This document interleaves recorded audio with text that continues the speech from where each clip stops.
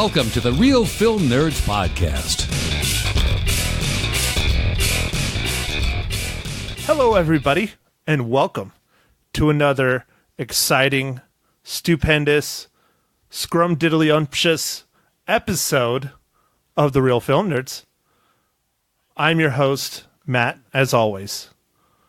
And with me, my good buddy, the guy that always underrates me, Mysterious Mike. Hey everyone. Well, how do I underrate you? What are you talking about?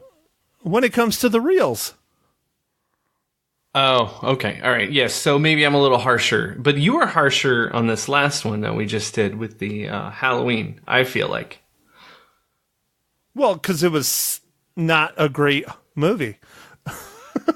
All right. It was mediocre. All right. Mediocre. I tend to be harsher, but for whatever reason, I wasn't harsh on that one, and I don't know why. I was in a good mood, maybe. I don't know. No, I think you secretly want to stab people with a kitchen knife. It could be that. It definitely could be that. Sometimes when I'm driving around and people are texting and basically not driving, maybe that is a solution to the problem. Well, and you driving around wearing a Michael Myers mask isn't making them stop already? I mean, it's only weird if you make it weird. Yeah. Maybe you need to have the addition of the kitchen butcher knife.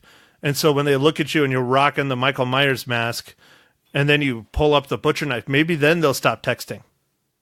Yeah, and if I'm blasting the Michael Myers music, like the little the synthesizer sound. Oh yeah, dude. I think you could probably get like a remix of it too. You know, maybe like a dubstep version. Oh gosh. Dubstep. That'd be terrible. Okay, yeah. I don't think that's gonna happen. So, Matt, what are we talking about today? Well, we are talking about A Star Is Born. And here is the quote that I am going to use from A Star Is Born. And it's a long quote, but yeah, I'm going to do it anyways. It was said by Bobby. Jack talked about how music is essentially 12 notes between any octave. 12 notes and the octave repeats. It's the same story told over and over, forever. All any artist can offer the world is how they see those 12 notes. That's it. So, Mike, since I already said we're doing A Star Is Born, you want to go ahead and give us the rundown on probably a film that is going to sweep the Academy Awards this year? Yeah, I really like that quote. Yeah, so this is directed by Bradley Cooper. It's actually his directorial debut, and the writers are Eric Roth, Bradley Cooper, and Will Fetters. It's based on, it's kind of a remake of the original 1954 movie, and then there was another movie in 1976, so there's a bunch of credits for that stuff, but that's the general gist of that. Lady Gaga stars in this, Bradley Cooper, Sam Elliott, Greg Grunberg. It was interesting to see Andrew Dice Clay. I haven't seen him in a long time in anything. Dave Chappelle was in this, and Alec Baldwin. And the summary of this movie is: a musician helps a young singer find fame, even as age and alcoholism send his own career into a downward spiral. Nice and short and sweet. So, Mike, it's actually a remake of a remake of a remake. The first time A Star Was Born was made in 1937. Oh, so I missed one of them. Yep, they did it in 1954. And they did it again in 1976. Okay, my bad. It's all good. No big deal. So I know I said it at the kickoff of this podcast, but this is a very good movie. I don't want to use a trope that you use a lot, but I'm going to anyways. This was like two movies in one. You have the first half of the film that has a certain feel, a certain look, and following a certain character's life. And then you have the second half of the film, which is a completely different feel, following a completely different character's part of the life, even though both characters are clearly a big part throughout the entire film, but it's still, you can clearly see a first half and a second half, and they are completely different from each other.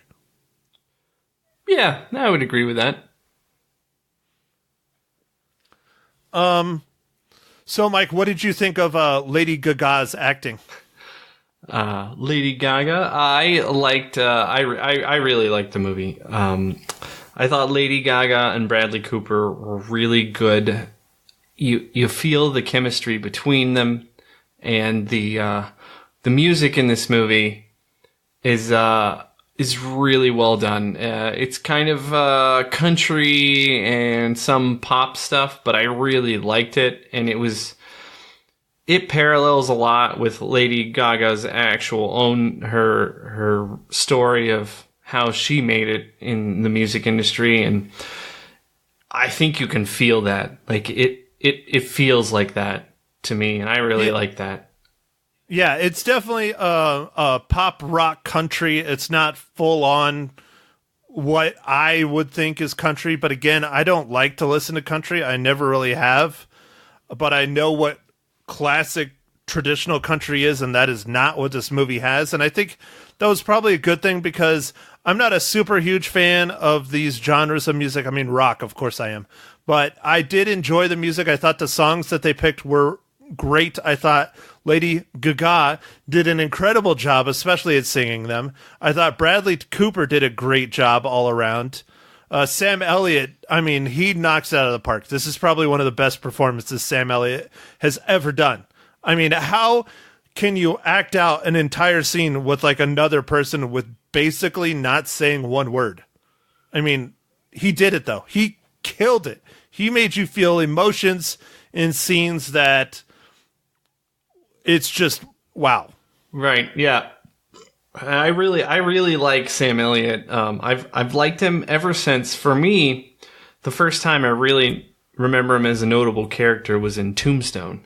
So Tombstone? Oh, come on, man. Didn't you see Roadhouse as a kid? I did, but I remember him really well from Tombstone.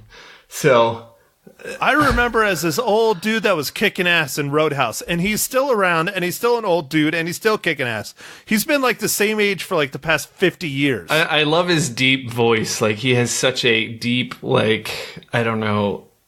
I don't know. He just has that voice. It's crazy. I love it.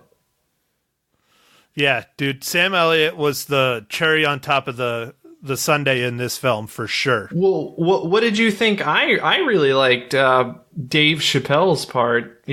I guess that was interesting. I did not expect to see him, and he is freaking cut, dude. He is a big dude now. He used to be a skinny little twerp, and he was a pretty big dude in this movie. Yeah, like physically. Yeah, I don't want to give away too much, at least not yet. But his role is not a huge one. But I really liked his role. I thought it was really cool. It was a very important role, integral role. You know, it helped develop a lot of the characters in the story, especially Bradley Cooper's character. So,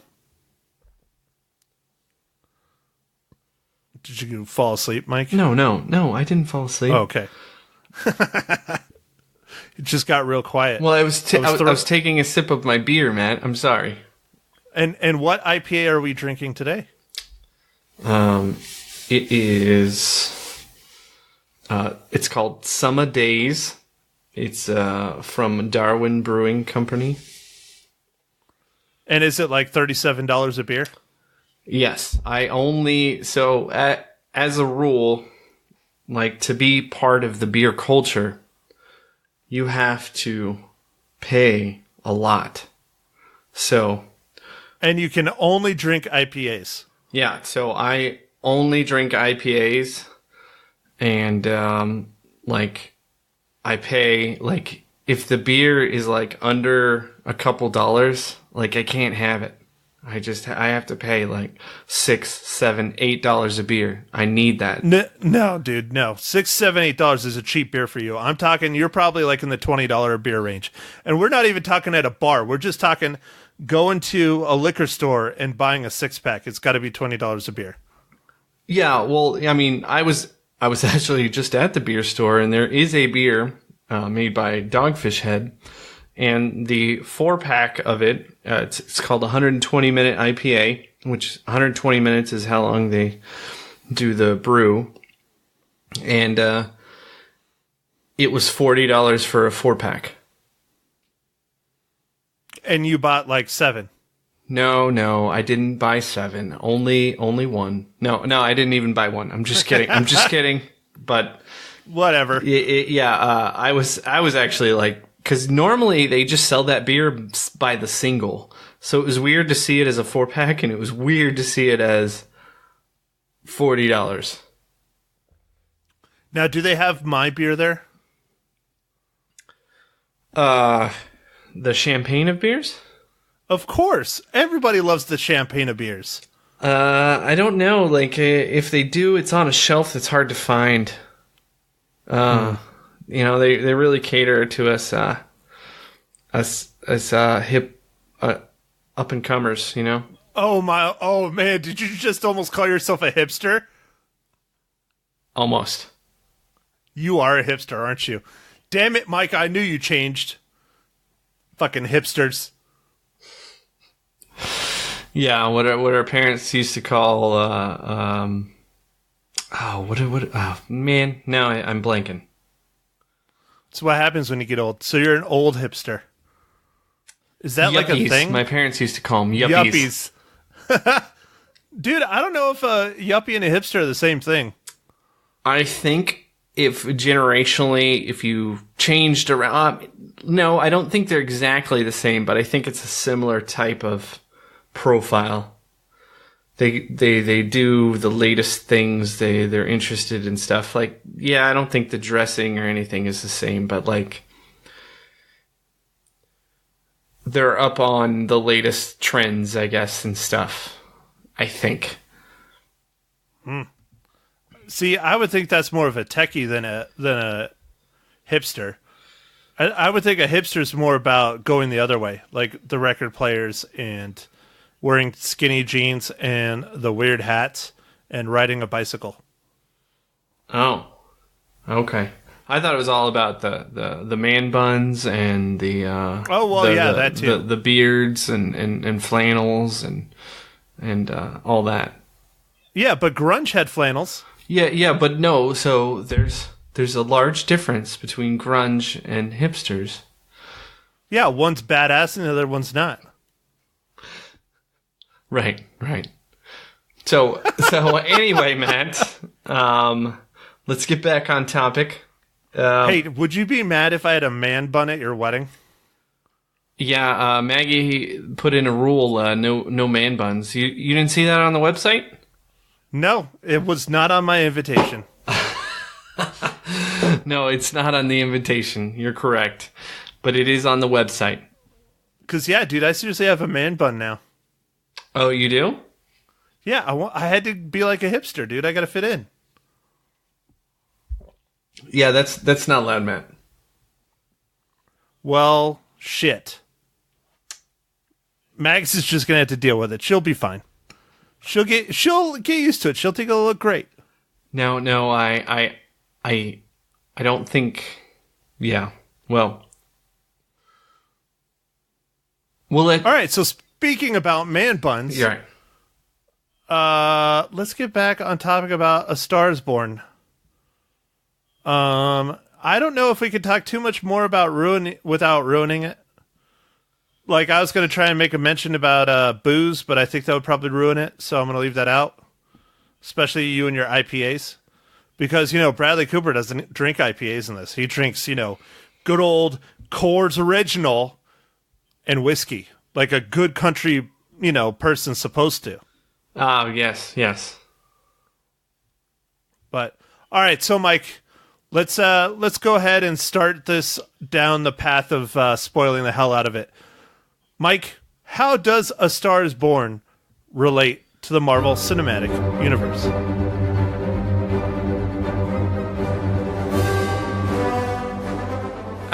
So I'm taking the easy one on this one. Bradley Cooper is in now I'm gonna forget the he's the voice.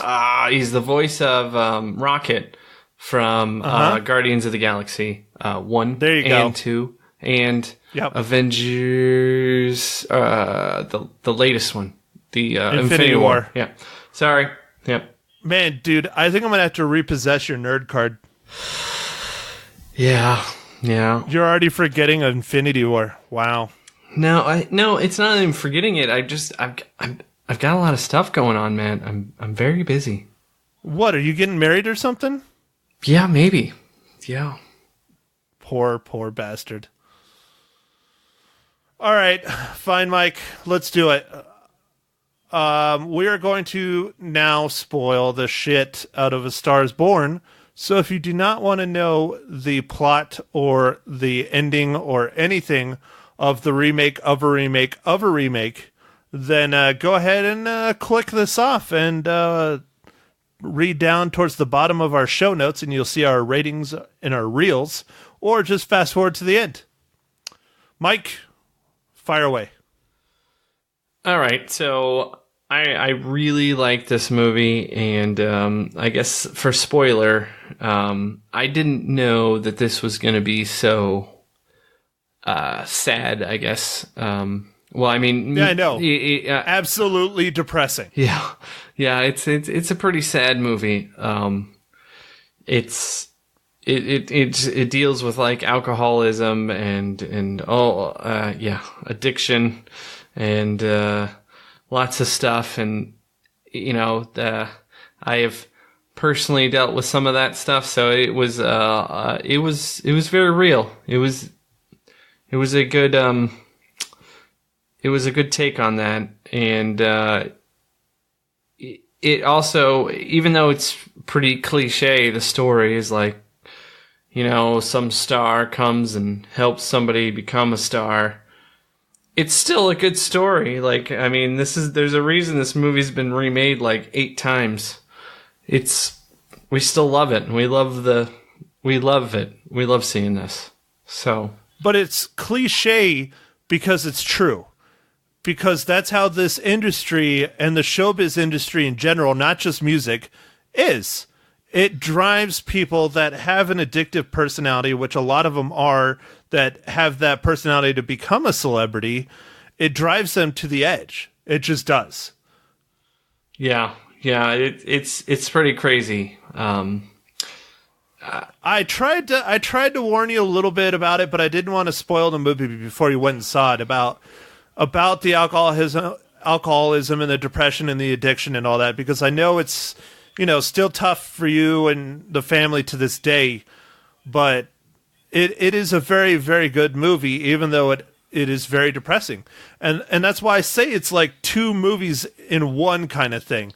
You have the first act where you see Lady Gaga's character, Allie, where she's a nobody that turns into a somebody, and you see her rise to fame, and then right when she gets her, like, I don't want to say peak, but right when she's starting to get noticed and she's on like Saturday Night Live and she's starting to turn into this pop artist, which kind of pissed me off, but it definitely shows how quickly someone can sell out. Well, you see her I think get to that. It illustrated how the music industry, like, I guess I'm gonna screw you up here, but there's a point where one of the record label guys comes up and approaches Lady Gaga's character Allie, and he's like, "You got it. We want what you got." And then like she's like, "Oh, okay, cool." And then signs the record contract and all that, and they're like, "Okay, well, you need to be like this, and you need to change your hair, and you need to do this," and it kind of shows how they change you, even though you didn't want to change. And like, I felt like Bradley Cooper's character in this movie tries to tell her that you don't need to do that. You're amazing. Anyway, but he wasn't. This sounds terrible. I think he was just so drunk and messed up all the time. He wasn't able to arrange meetings, like, besides getting her on stage and stuff. Like, I don't know. Like, there's a point where he pulls her aside and he says, I want you to be real all the time and stuff. And I feel like he was trying to tell her without telling her that it wasn't a good move, that what she was doing. Right, totally. I feel like he was trying to tell her that, and he was also trying to explain that there's two stars. There's, and you see it today too. You have the pop stars, which are almost one-hit wonders. They might have a handful of good records, and then you never hear from them again. And then you have giant stars that are true to themselves and don't screw around and have a career, a lifetime of music. And it felt like Bradley Cooper was that lifetime of music that was hitting his downslope at an accelerating speed. She was on her way up, but then sells out. And so she will be around for 5 seconds and then she'll be gone. Instead of having a career like Bradley Cooper that lasted a lifetime. Yeah, maybe. I guess to me, in my mind, it kind of paralleled. This is just me, though. I felt like Lady Gaga was kind of like a Britney Spears or a Christina Aguilera. Right, where, a pop star. Where they molded them to be the way they wanted them to be. But then when they got a chance to be themselves, they did do stuff that was different. But it was like much later in their careers because their contracts basically, they had no control over anything for years and years. Yeah, but look at it today. I'll use one of our bands, Metallica. Metallica's still going strong to this day. They're selling out arenas for insane amounts of money, and they're still going strong, still putting out work. And then, when was the last time you heard of Christina Aguilera or Britney Spears? Well, Britney Spears is in Las Vegas. She's playing like a permanent show, so that's kind of usually a downslope on your career. Right. I haven't heard anything about Christina Aguilera, but you're right. You're right. It's awesome, but like Metallica, even Metallica had some struggles in the beginning because it took them a while before they could buy their own music. They had to buy their own music back from the record label, and that's a whole weird thing, but they own all their own music now. They have their own stuff, and they do what they want. But oh yeah, but I mean they've had their struggles for sure. I mean, just look at what was what album was that? Some Kind of Monster. That the song that Some Kind of Monster was on. You remember the movie that we saw?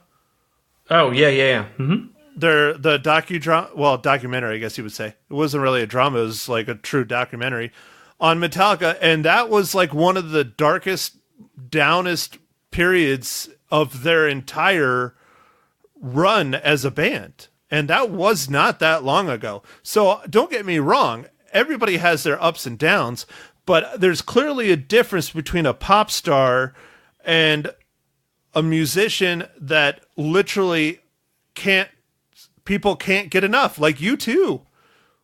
Yeah. Or Rush, Well, man, I'm going to throw one in here. You might not like it. What about Taylor Swift? She's an oddity, man. She is an oddity. I don't know how she's doing what she's doing, but people still love her music, and she is the exception to the rule. I mean, but who doesn't love Tay-Tay? I mean, come on. Yeah, well, T Swift. No, I don't care. She's Tay-Tay to me. She writes her own music, and she always has, and she's always been. I don't know. She was country, but now she's pop. Like it's pretty interesting how things have gone with her career. But yeah, she is definitely the exception to the rule. Because even though she's a big-time pop star, she's still cranking them out, man. Yeah. I guess, as some of the people have said on the radio, we just hope she never has a good relationship because she'll have nothing to talk about. That's true. That's very, very true. Wait, what's the radio? Is that like a podcast? Yeah. It's a streaming podcast that happens all the time. Oh, okay. Cool. All right, so Mike, we can really get into it on this movie because we both are very passionate about music.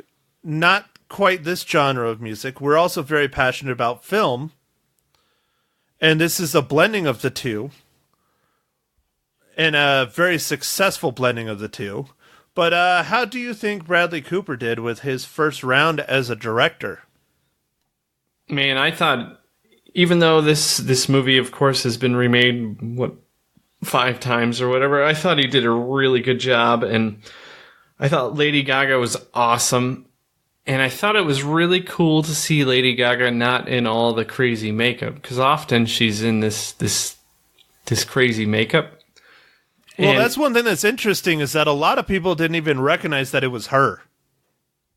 Right, because she's usually dressed up and doing all these things, and that's fine. I understand a lot of that is her, and she really fought hard to be herself when she became an artist, because in the movie it even talked about how they told her she wasn't pretty enough and her nose wasn't right.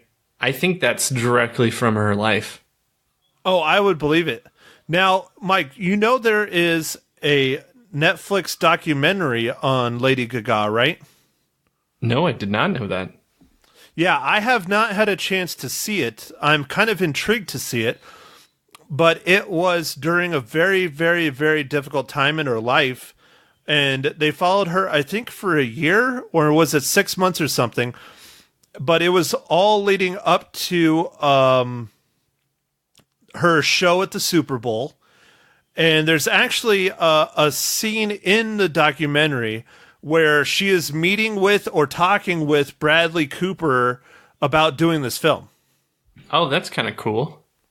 And so that's kind of neat. For those of you who, like myself, I haven't seen it yet. I just heard about it. But that might be a really nice addition to this film because they kind of do parallel themselves. Like, now, don't get me wrong. I don't think Lady Gaga dresses up and looks all crazy because someone's telling her to do that. I think that's her. I think that's what she wants to do. That's what she likes to do. She's expressing herself as an artist. I have no doubts in my mind that what she does is her record producer or label trying to tell her to do that shit. I think that's all her, and you either take it, or you leave it, because that's kind of how strong of a woman she is. Yeah, I think all the years of stuff that she put up with, I think she just is like, I want to do whatever I want to do, and this is what I want to do, and yeah, take it or leave it. Exactly, and more power to her for that. There's nothing wrong with that. That is a true artist because she doesn't give a shit about the money or about this or about that. It's all about her craft and creating the best experience visually and vocally for her audience. And that's a true artist at heart. So anyways, I like we said, people, Mike and I can sit here and talk about this shit all day long. Even though both of us probably aren't huge Lady Gaga fans, we still pay attention and know of her music and a lot of things that have gone on. We're both, for those of you who did not know, we're mostly metal, alternative, rock kind of guys. Yeah, definitely rock kind of guys. But I even kind of like that Bradley Cooper's character is supposedly from Arizona. So there's a couple Arizona references in the movie about like pecans and like a couple things, but like that's it. Oh yeah, like they not really too much, just a little bit. I like that. Oh, especially how he said it. Like that's straight up out of Arizona, because there are two ways of saying pecans, and you know most people around here say pecans, but there is a branch that says pecans, and he said it pecans, which was interesting. That is interesting. Because I've said it both ways, and my mom always yells at me when I say pecans instead of pecans. All right. She's like, no, that's not how you say it. Yeah. But anyways, and then, you know, his like symbol, I guess you'd say his symbol or his logo was the Arizona flag with his initials in the middle. Yeah, no, I saw that. Like I remember when I saw the trailer for it, I was like, I'm gonna just go see that movie because it's like Arizona. Right.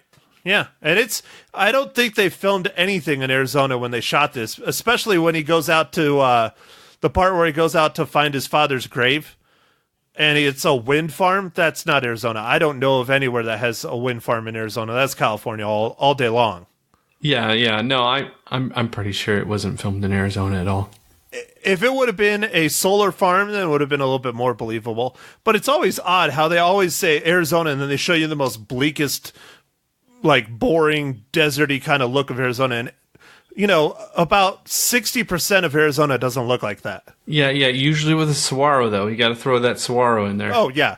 You have to. That's like a requirement. So, all right. Well, Mike, you and I can sit here and talk about this movie all day long. But I'm sure our 4 listeners really would like to know what we thought of this movie. Oh, I got one that's related to this. Lots of people, lots of critics, lots of reviewers are saying this is probably going to just destroy at the Academy Awards. What do you think about that? Do you think it's at that level? I'm not sure. Yes, I think it should do well, but I don't know, because it came out in October. I feel like the Academy Awards doesn't look at anything until November. And every once in a while, they'll look at something that's like earlier. But last year, I believe they had Get Out and some movies that came out way early. Dunkirk and some things. So maybe they are broadening their horizons. I don't know, but I hope they are. I hope this is on a few of the things. Bradley Cooper did amazing job directing and acting, and Lady Gaga. Like, I felt you feel the stuff in the movie. Like, it was very authentic. Yes, I agree. The only problem I had with Bradley Cooper's directing was he really, really, really likes the tight shots. He didn't do a whole lot of big, wide scene-setting shots, which, being a photographer, I bounce between the two a lot, but being a sports guy, I do a lot of tight. The tighter, the better, because that's where the nice, hardcore action is in sports, is a nice, tight shot. But sometimes you need to pull back and you need to set the scene. And I just felt like there wasn't enough of that in this film. There was some, but just not enough. I would have liked to seen a little bit more. Okay. Yeah, but that's not a huge thing. But yeah, you're right. No, he still did, for his first go, he did phenomenal. He did way better than most actors transitioning into directing would have done. For sure, hands down. He did better than 90% of them. Yeah, and that there was singing and stuff. Like, this was a complicated movie to make. Oh, extremely. Yeah, extremely. And you were saying they shot it in, 42 days? Yeah, I saw some trivia saying that it was done, production was done in 42 days. That's crazy, especially something like this, where they got to have music going and lining it up with them moving their mouths and stuff. Wow, that's pretty impressive. Yeah. But as far as the Academy Awards, for me, I think this will probably get at least nominated for quite a few. But the one that will upset me, and I'll just put it out there right now, if Sam Elliott does not win Best Supporting Actor, I'm going to be upset. Okay. All right. He just was phenomenal. Just phenomenal in this role. He was really good. So, all right, Mike. So, how many reels do you give A Star Is Born? Well, Matt, I'm going to give this movie 4 reels out of 5. I really liked it. It was really good. I think people should see it, and people are seeing it. It's got the staying power. It's done really well. It's been out for 3 weeks, and I think it's still second, I believe. Yes. The latest numbers I saw, for those of you who do not know, we're recording a little bit early on this one. I think Halloween opened this past weekend, and Halloween is at number 1. I believe A Star Is Born is number 2, and Venom is number 3. Yeah, I think that's correct. A Star Is Born has to be expected, has unseated Venom. Because Venom, when Venom debuted, it was Venom, or premiered, it was Venom and then A Star is Born, because they both premiered on the same weekend. Yep. And so now A Star is Born clearly has more staying power than Venom. Yeah. And I you know. Yeah, it's got legs. Like I think it's the rumors and people are going to see it. It's a love story, but I mean, of course it's kind of sad, but dude, it's a dark love story. Yeah, but yeah, it is a love story. Yeah. So, all right, Mike. Well, I don't mean to copy you, but I thoroughly enjoyed this film. I thought it was very well done. The singing was fantastic. The music in general was fantastic. The acting by Lady Gaga was incredible. I mean, this role was made for her. Would she do as good in another role? I don't know. I don't really watch American Horror Story. I know she's done that. I know she's done some television here and there. And I think she's done maybe some smaller parts in movies, like she was in Machete and stuff like that. I'd like to see her do another kind of big, almost starring role like this, or co-starring role in something that's not music related, something that she's not familiar with, and see how she does with that. Because then I can truly judge how she is as an actress. Because it feels like this part was kind of almost perfectly written for her. Yeah.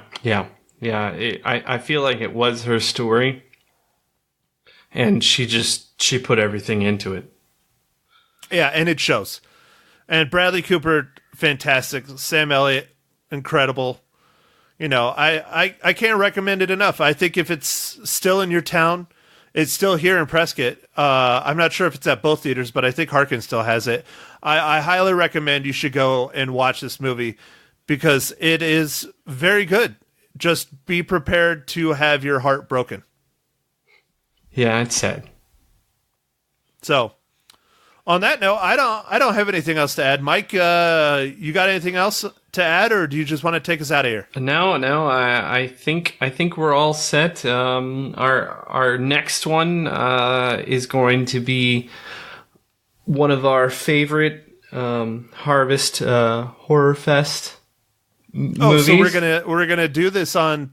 We're gonna release this one on Tuesday, and we're gonna do Harvest Horror Fest on Thursday? I think or so. Do you want to flip? Yeah, I think so. Okay. Well, I mean, well, because I'm just trying to figure out, because we didn't say October Horror Fest, because the next one will come out on November 1st. Oh, well. Instead of in October. Well, but as long as you're cool with it. Well, it may, yeah. I don't know. I still think our next one should be The Cabin in the Woods. And okay, well, we'll do that. Look for our final Harvest Horror Fest of the season, Cabin in the Woods, on Thursday, November 1st. Sound good? Yep, sounds good. That's going to be a long one. All right. Well, we'll do it. We'll work our way through it. We'll love it. Yeah, we'll try not to make it too long, but it's going to be a long one, man, because I love that movie, and I know you do too. Yeah, I do like that movie a lot. It was a lot of fun. Yeah. Oh, dude. Like I said in our last podcast, that's one of the few Blu-rays that wasn't Star Wars that I pre-ordered because I loved it that much. Yeah, that is quite impressive. So, all right. Well, thanks everybody for listening. Mike, go ahead. Take us on out. All right. Yep. I think that's all I have. And yeah, thanks. Thank you for listening to The Real Film Nerds. Now, don't forget to follow us on Facebook, Twitter, and Instagram at Real Film Nerds. Now, go out and catch a movie.